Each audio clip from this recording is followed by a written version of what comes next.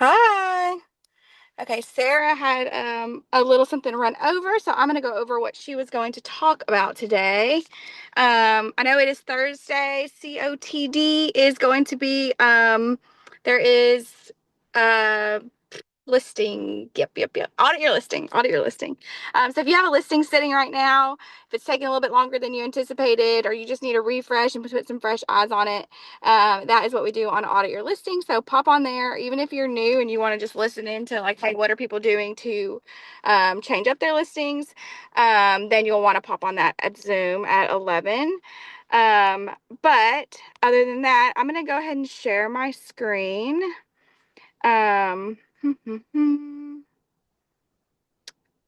Oh, wrong. There we go. All right. So can you guys see this, the chew? Yes. Awesome. Okay. So what we're going to go over today is a little bit about really just these statistics that Gary puts in this. So he puts out this newsletter every month just about really his thoughts and then some of the market and what he's seeing in the market, or what, Keller is seeing in the market. So 62% of homes sold below asking price last year. So over 62% of buyers paid less than asking, the highest share in 6 years. So that means that list prices up to were up 2.5% year over year on March 1st, but sales prices are down. So, um, what does that mean? So that means that really you need to take this into your listing appointments, right? It also means like, hey, we've had um, list prices were up 2.5% year over year, but sales were down. That means that the prices are still a little bit higher. Then people are still getting a little bit higher, right? But um, wait, what does that mean? List prices were up year over year, but sales prices were down. Oh, list to sale. Sorry, I was reading it wrong. I was like, that doesn't make any sense. So list prices are still a little bit too high, right? And then they're having to reduce and getting less than list price. Um, so, I mean, this is something that I can kind of crop this and give it to you guys in an image. So you can add this to your listing presentations and make sure that sellers know these numbers, right? So they need to know that when you list too high, you're going to get way below list price, right? Um, or 62% of people get less than list price, especially when they overprice. So it says the trend lines are the real story here. Sellers selling below list have been steadily going up since 2021, and selling above list has been steadily dropping since 2021. So we see no reason these trends will stop anytime soon. So prepare accordingly. So really, those words right there are what I want you to take into a listing presentation, right? So the Intelligent Seller's Guide to Pricing is a huge resource. I know we've talked about it all the time, but we're going to say it over and over and over because it's the best way to prepare your sellers, right? The best way to prepare your sellers is to show them where the trends are going. Like it says it right here. We don't see this changing anytime soon.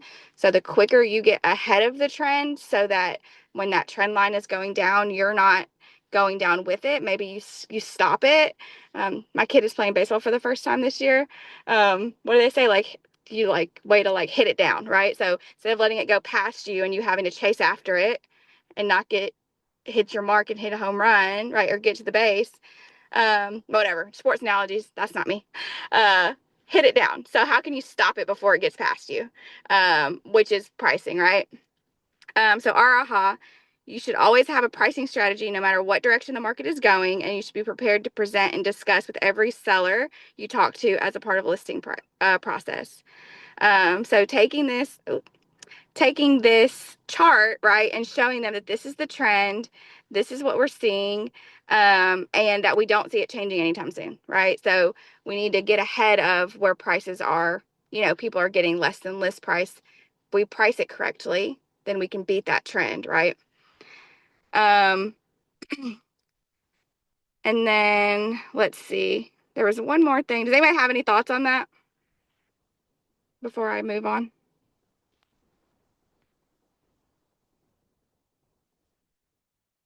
No? Okay, I'm just gonna give you. I was just giving you guys a second to unzip, whatever, unmute.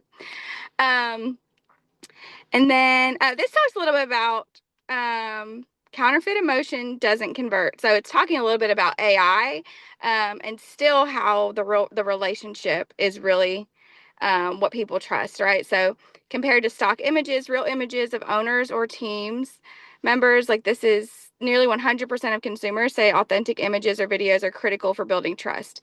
So although AI is going to get better and better, right? Right now, this is the survey, right? So um, increased email call to action click through rates by 47%, raised landscaping, improved click rates by 11%. So, like using real images boosted people's completion of forms by 29% and raised landing page appointments and call conversion rates by 35%. Um, so, I'm like, what I see out of this is although like everybody is we saying using AI, use AI, use AI. It can amplify you, but it still can't replace real images, at least in the eyes of the consumer right now. Um, so it says people don't connect with perfection; they connect with people. I will say I think that's 100% true. But tell me what y'all think about this. I'm gonna stop sharing my screen, um, because I think that's 100% true, and I also think done is better than perfect. So if you don't have pictures or you don't have time to go get a photo shoot, like I think I would much rather you have something out there than nothing. So I think that's where the catch 22 comes in. Don't say like, "Oh, I don't have any images, so I'm not going to use any."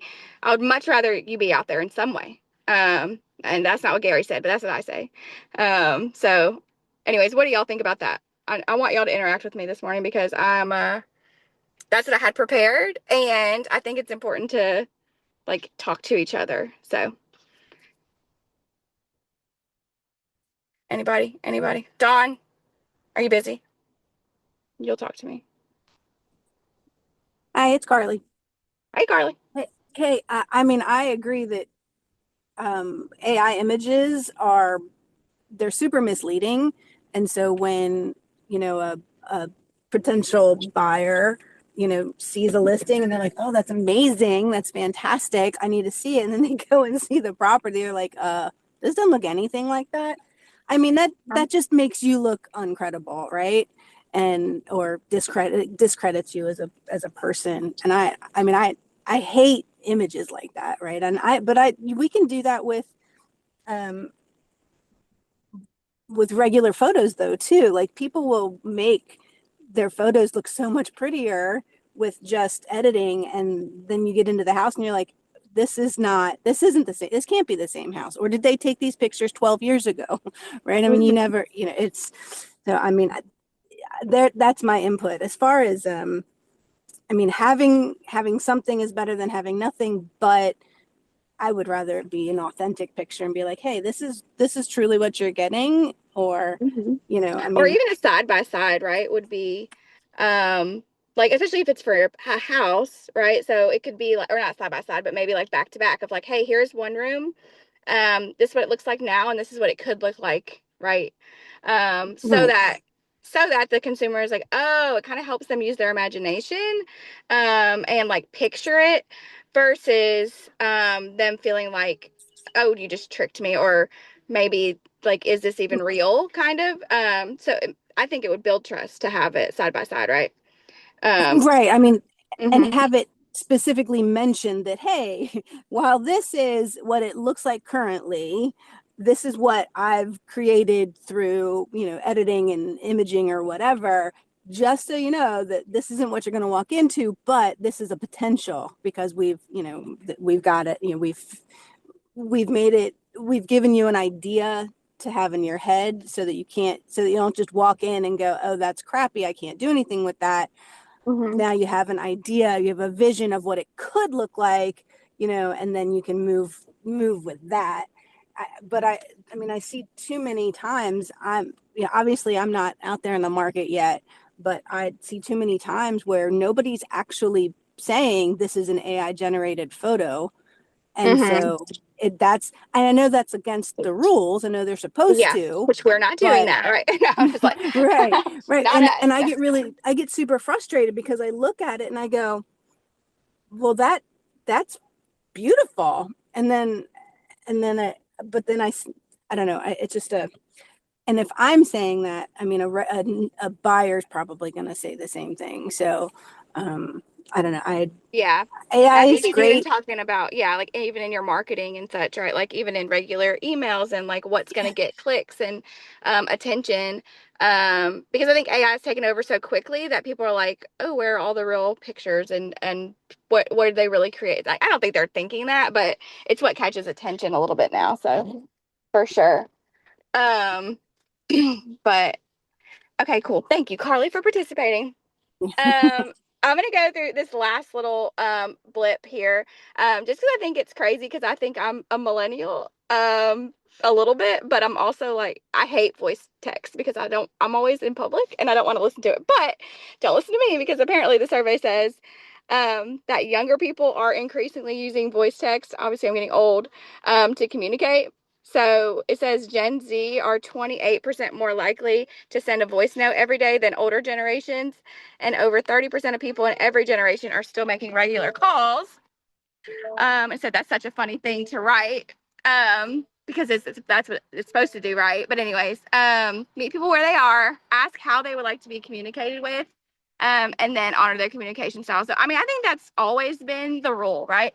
Like, how do you want me to communicate with you? Sorry, I got my daughter today and she's whining for no reason, so I'm gonna step out of the car. Anyways, so yeah, so this just says obviously, I mean, still the same. Follow, like, how can you figure out how they want to communicate, and then meet them where they are, right? So, um, this millennial loves voice memo like a mini podcast. Yes, I'm like, I know you do, and I'm like, I have to read it, and then I'm like, I can't listen to this until like 2 hours later. I'd much rather read a text, but that's me because I'm old. And I'm like, people, those generations are getting to the point where they're buying and selling, right? So maybe if you can't get them on the phone or text them, they may just like a quick voice memo to say, like, hey, just wanted to check in on you, hope you guys are doing well, whatever. So there's just going to be, as AI and stuff evolves too, there's just going to be tons of new ways to communicate. And just like it always used to just be call, text, email, there's going to be added ways to communicate with people. So having that on our radar is like a huge deal too. So apparently I need to get with the program with a voice memo, when talking to younger people and Leslie. So, well, that is all I had for you guys. I think, let's see. Nobody has anything in the comments or anything. So if you guys are good, we will see you at audit your listing, and then we'll see you tomorrow for Good Friday. Bye.